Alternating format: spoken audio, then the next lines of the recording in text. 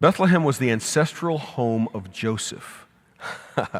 Where was his family when he arrived and was unable to find a room? Speaking of taking care of your family, right? Exactly the right Joseph spot. got left out in the cold.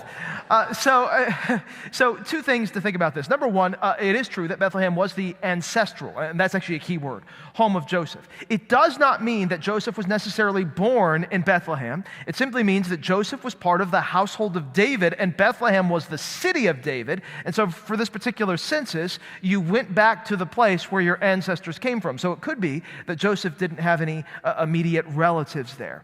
But the second thing that you need to keep in mind is for the census, remember, Bethlehem was bulging. There were lots of people there.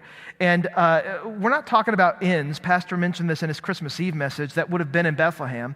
We would have been talking about guest rooms. And so all the guest rooms in Bethlehem were full.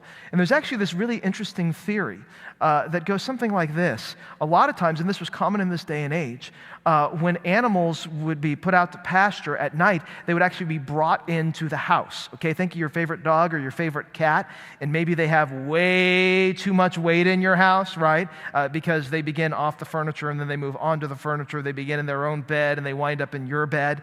A lot of times people would bring their sheep or whatever into their actual homes at night, and they would put the feeding trough in their homes.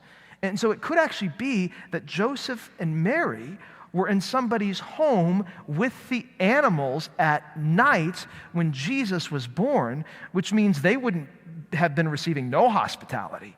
They would have been receiving incredibly gracious hospitality, because even though the guest room was full, they were able to come and stay in their living room.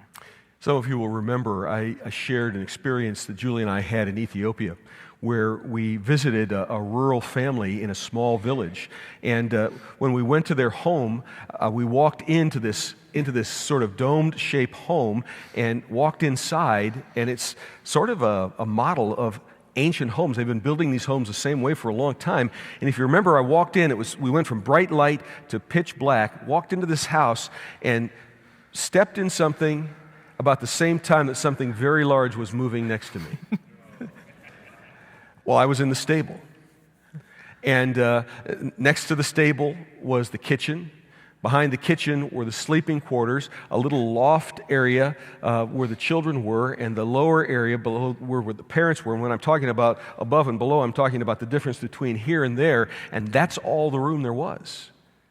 If we put ourselves in that situation, if Julie and I were Mary and Joseph and we desperately needed a place to be, these folks in their most generous offering to us could have offered us a place in their home, but it would have been essentially a stable.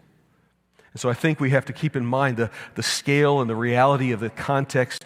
And again, if you think about your ancestral home, you know, where your great-great-great-grandparents came from, if you go back there, some of you may be able to tap somebody on the shoulder and say, hey, can I stay with you? Most of us would be talking to strangers, right? And so I think that sort of brings all of that into context.